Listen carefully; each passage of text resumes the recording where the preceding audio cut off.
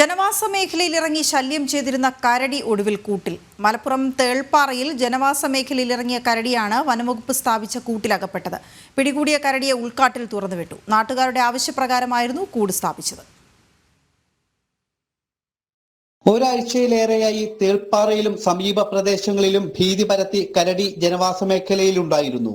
പ്രദേശത്ത് കുട്ടികൾ സ്കൂളിൽ പോകുന്നതും നാട്ടുകാർ ജോലിക്ക് പോകുന്നതുമെല്ലാം ഭീതിയോടെയായിരുന്നു. ഒടുവിൽ നാട്ടുകാരുടെ ആവശ്യപ്രകാരം വനംവകുപ്പ് തേൾപ്പാറ കുറുമ്പ ക്ഷേത്രമുറ്റത്ത് കൂട് സ്ഥാപിക്കുകയായിരുന്നു. ഇന്നലെ രാത്രിയിലാണ് കരടി കൂട്ടിലായത്.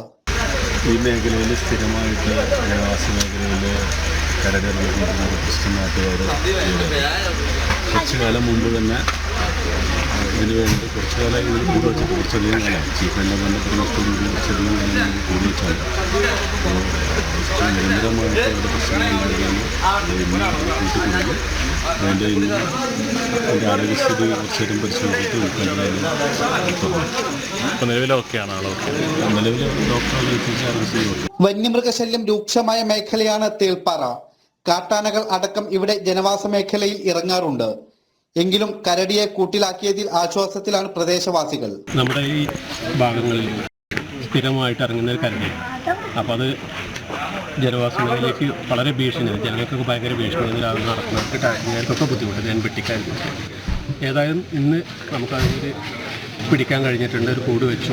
കഴിഞ്ഞ ദിവസങ്ങളിലൊക്കെ നമ്മുടെ ഫോറസ്റ്റ് ഉദ്യോഗസ്ഥന്മാർ അഭിലാഷ് സാറടക്കം എല്ലാവരും നമ്മൾ പൂർവ്വ സഹകരണം ഉണ്ടായതുകൊണ്ട് ഈ കൂട് അങ്ങോട്ടും ഇങ്ങോട്ടൊക്കെ മാറ്റി വെച്ചുകൊണ്ട് അമ്പലങ്ങളിൽ സ്ഥിരം കയറുന്ന ഈ കരടിയെ ഇന്ന് കൂട്ട് കയറിയതിന് ശേഷം അതിനെ കൊണ്ടുപോകുന്നതിന് നമ്മുടെ DF സാറടക്കം എല്ലാവരും ഫോറസ്റ്റ് ഉദ്യോഗസ്ഥന്മാരെ മുത്തെത്തിയിട്ടുണ്ട്. ജനങ്ങൾ ഏതായാലും തൽക്കാലം ജനങ്ങളുടെ ഒരു ഭീതി അകന്നു എന്നാണ് നമ്മുടെ ഒരു വിശ്വാസം.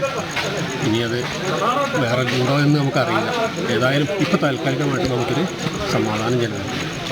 വനം വകുപ്പ് ഉദ്യോഗസ്ഥർ സ്ഥലത്തെത്തി കരടിയെ നെടുങ്കയം ഫോറസ്റ്റ് സ്റ്റേഷനിലേക്ക് കൊണ്ടുപോയി. വന്യമൃഗശല്യം പരിഹരിക്കാൻ ശാശ്വത നടപടികൾ വേണമെന്നാണ് നാട്ടുകാരുടെ പ്രധാന ആവശ്യം. ജനം, മലപ്പുറം.